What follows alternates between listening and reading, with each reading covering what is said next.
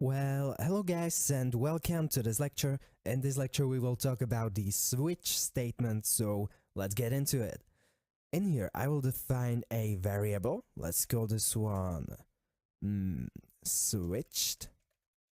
So this will be the variable that is being switched on and I will set it to 5. Okay, so this is the variable.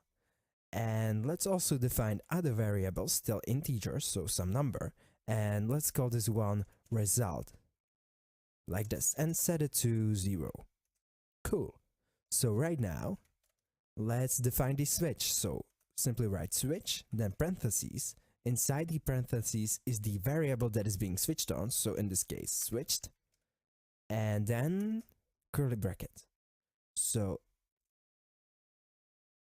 okay, and inside here we want to define the cases. So case, then the number, so for example 1, then colon, and then we want to set the result, for example. So result will be equal to 10 for some reason, right? This is only for demonstration purposes.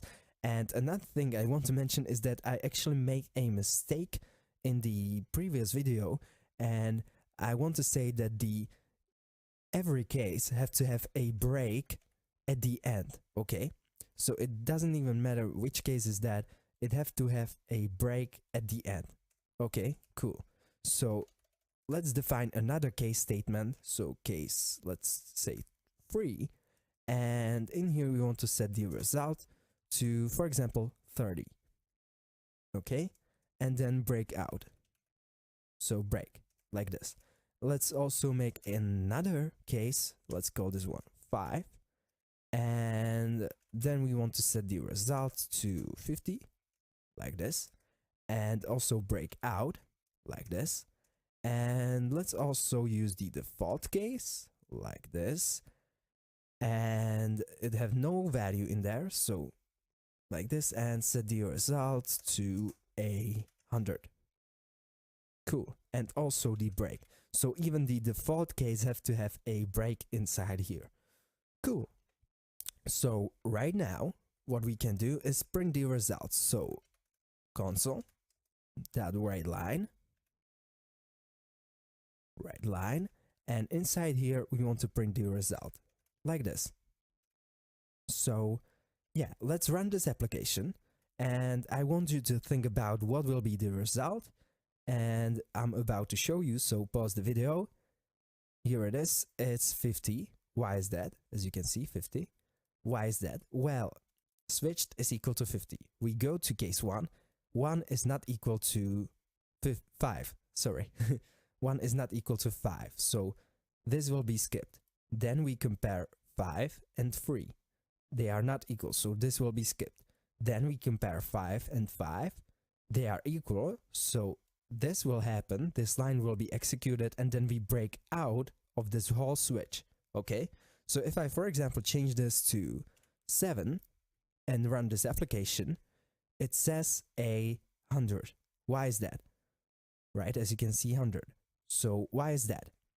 Well, we come to 5 and 7 is not equal to 5, right? So this default branch takes place and we set the result to 100. So then we break out and then we print it. Another thing I want to mention is that the switch statement can be replaced by the if statement. So if you want, I can write it, so at least the first few cases. So in here I can write if 1 is equal to switched. I want to do this thing. Then I can write else if, and write 3 is equal to switched. You probably get the idea, right? I compare all these cases to switched. If they are equal, I do whatever is in here, right? And yeah, so this is how you can rewrite this, and the default will be else, right? So else, and then there will be result equal to 100.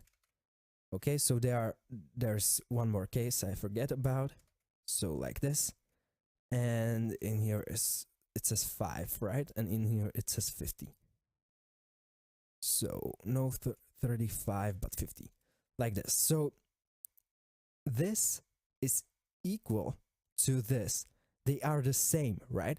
So even though this use a if statement and this use a switch statement, you can decide which one you like better. I usually use if, and most of the programmers, I believe, use if and else if branches. But yes, sometimes there are a case where you want to use switch. It doesn't happen very often. Mostly you want to use if, okay? So it's definitely better to know if condition, but it's also good to know the switch and how it works. So cool. That's pretty much it for this video. If you have any questions, feel free to ask, and I will see you next time.